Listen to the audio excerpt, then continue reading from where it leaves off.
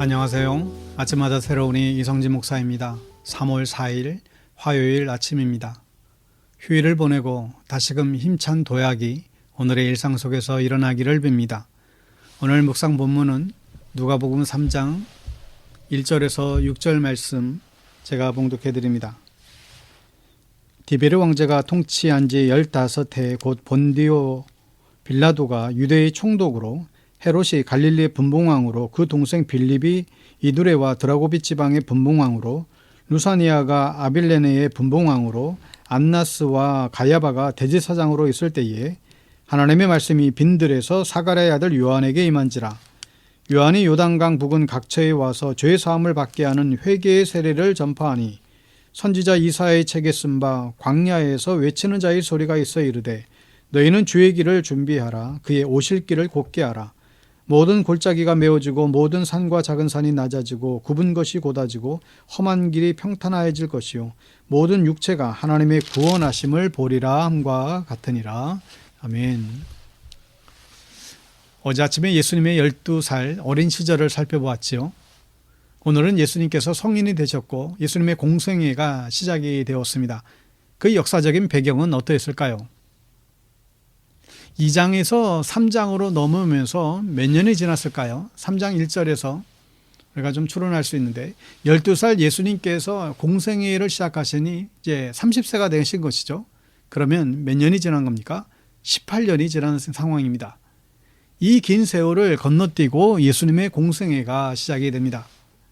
누가복음 2장처럼 3장은 로마 황제로부터 시작됐는데, 아구스도가 죽고 두 번째 황제가 새로 나왔는데 디베르 황제이지요. 티베리우스라고 하는 황제입니다. 이 티베리우스 황제는 아우구스투스의 양아들입니다. 이 아우구스투스는 건강이 좋지 않았대요. 그는 늘 침대에 누워서 쉬고 있었다고 합니다. 아들은 없었고 딸만 낳은 상태입니다. 그런데 어느 날 연회장에서 아우구스투스는 리비아 두루실라라고 하는 여인과 눈이 맞아버리죠. 리비아는 이혼을 하고 아우구스투스의 아내가 됩니다. 이 리비아에게 아들이 있었는데 이 아들이 바로 티베리우스입니다. 어머니가 바람이 난 덕분에 로마 황제가 된 아주 독특한 사례이지요. 그는 힘이 장사했지만 늘 우울증에 시달렸다라고 합니다. 어느 날 아버지가 황제로 바뀌었고 8살 난 조카와 왕위 계승을 위해서 싸워야 했기 때문에 우울증에 시달렸다라고 이렇게 전해집니다. 당시 본디오 빌라도가 유대 총독으로 있었는데, 빌라도는 성격이 아주 포악한 인물로 유명하지요. 나라는 네 쪽으로 나눠서 헤롯의 아들들이 분봉왕으로 다스리고 있었습니다. 희망은 없고 나라는 절망 속에서 헤어나오지 못하고 있었지요. 2절에서 보는 대로 안나스와 가야바가 대제사장으로 있을 때에 하나님의 말씀이 광야에 있는 사가랴의 아들 요한에게 내렸다. 그러니까 당시 성전도 엉망이었습니다. 안나스라는 대제사장이 있었지만 그 제사장이 로마 총독의 말을 잘 안 들어요. 그래서 이 안나스가 쫓겨나고 그 자리에 가야바가 채워지게 됩니다. 근데 이 가야바는 안나스의 사위였습니다. 지금으로 말하자면 장인에게서 세습해서 이제 물려받은 거예요. 이 상황을 보고 있으면 딱 지금 우리나라의 모습과 흡사합니다. 나라는 좌와우로 분열되어 있고 교회도 제 역할을 못하고 아버지가 아들에게 교회를 물려주는 그런 세습의 안타까운 상황이죠. 여러분, 이러한 절망의 상황 속에서 우리는 예수님을 바라봐야 합니다. 절망의 상황 속에서 교회는 세상의 희망이 되어야 하는 것이죠. 괴로운 상황 속에서 주님만을 의지하는 여러분 될 수 있기를 축원합니다. 이스라엘이 멸망한 후 신약과 구약의 중간기라고 하는 시기가 한 500년 정도 있었습니다. 이 시대에는 성경도 쓰여지지 않고 하나님의 말씀이 없었던 시대입니다. 500년 동안 잠잠하셨던 하나님의 말씀이 드디어 세상에 오셨는데 광야에 있는 세례 요한에게 내리게 됩니다. 구약성경 말라기가 끝나고 신약성경이 오기까지 한 500년의 시간이 흘렀고 드디어 하나님의 말씀이 임하게 된 것이죠. 근데 왜 광야에 있는 세례 요한에게 이제 내린 것입니까? 왜 광야에 있을까요? 광야는 빈들이죠. 아무것도 없는 빈들이에요. 사람도 살기 힘든 사막입니다. 하나님의 말씀이 찾아가신 곳은 티베리우스 황제가 사는 궁궐도 아니었고 대제사장이 있는 성전도 아니었고 가난한 사람들이 하나님을 기다리며 살던 빈들에 임하셨습니다. 여러분의 마음을 빈들과 같이 만드세요. 빈들과 같은 여러분의 마음에 주님께서 찾아오십니다. 빈들에서 하나님을 기다리세요.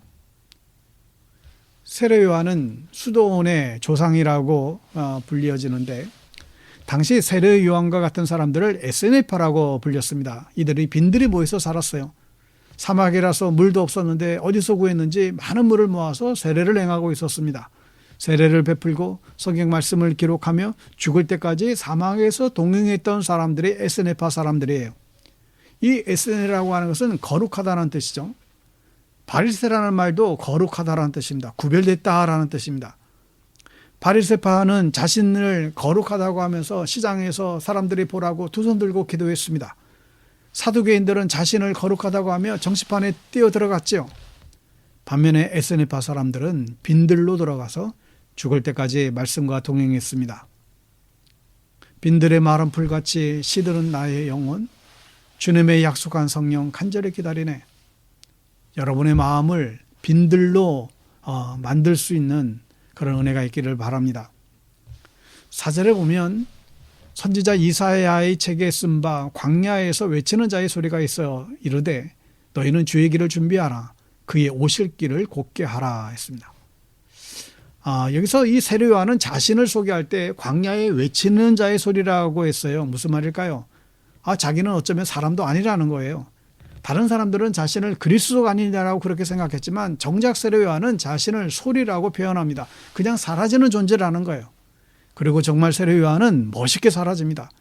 예수님의 사역을 준비하고 예수님의 사역을 시작하시자마자 그는 감옥에 들어가 순교하여 죽습니다. 여러분, 이런 소리가 되시기를 바랍니다. 광야에 외치는 소리, 그리고 사라져야 될 때 조용히 사라지는 아름다운 소리가 되세요. 세례 요한은 주님이 오실 때를 위해서 준비하다가 갔습니다. 우리도 과연 이런 삶을 살 수 있을까요? 자신의 영광은 하나도 바라지 않고 예수님의 길을 준비하다가 죽었습니다. 천국에서 이 세례 요한의 상이 얼마나 클까 생각해 보게 됩니다. 여러분, 소리가 되세요. 우리가 전한 말씀을 전하면 깨끗이 사라지는 소리 같은 그런 삶 살 수 있기를 축원합니다. 기도하겠습니다. 주님, 우리가 어떠한 절망의 상태에 있을지라도 주님을 바라보는 시선을 잃지 않게 되기를 원합니다. 우리에게 믿음을 주시옵소서. 주님을 의지하기를 원합니다. 에스네파 사람들처럼 나만의 빈들에서 주님의 말씀과 동행하는 삶을 살게 하여 주옵소서. 세례 요한처럼 빈들의 소리가 되게 하시고 주님을 위해 쓰임받는 삶 되게 하여 주시옵소서.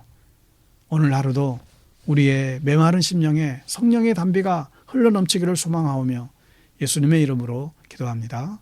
아멘. 오늘 우리의 삶도 빈들에서 주님의 말씀과 동행하고 또 절망 속에서 예수님을 의지하는 그런 귀한 하루가 되시길 바랍니다. 샬롬.